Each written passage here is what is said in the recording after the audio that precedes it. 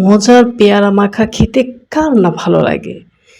এত সুন্দর কালারটা এসেছে, যা টেস্ট হয়েছে না, দারুণ সুপার দুপুরবেলা।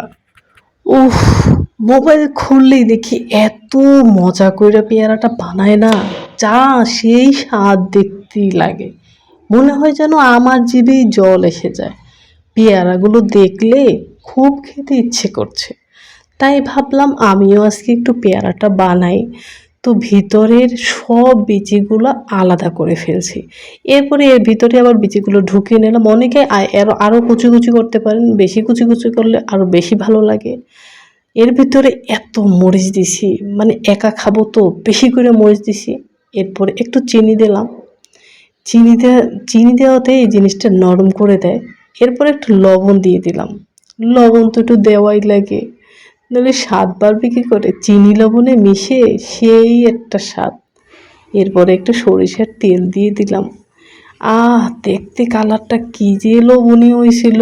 দেখি আর ভাবি এত স্বাদ লাগে, মনে হয় কি সুন্দর কালার, তাই না বন্ধুরা?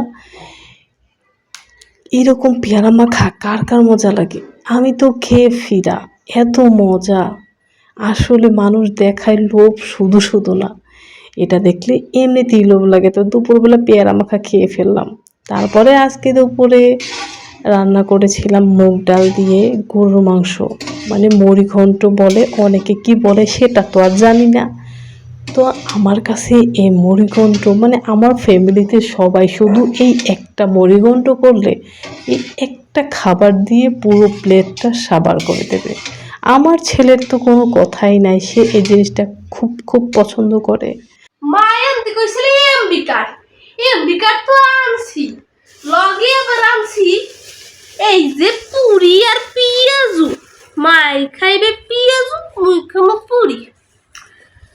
তাই পুরি আর পিঁয়াজু খাইলে পুরির লগে তো পিঁয়াজ লাগেই, হ্যাঁ তো সবাই জানেন।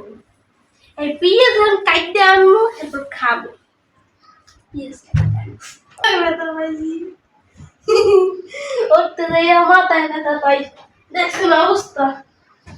তো আমি প্রথমে মুড়িঘণ্টটা করলে ডালটা ভেজে নিই, কারণ ডালটা ভেজে নিলে সেই একটা ঘ্রাণ আসে। অবশ্য অনেকেই এটা করে, এটা অজানা কিছু নাই। তো আজ এ পর্যন্ত, সবাই সুস্থ থাকবেন, ভালো থাকবেন, নিরাপদে থাকবেন। আল্লাহ হাফেজ।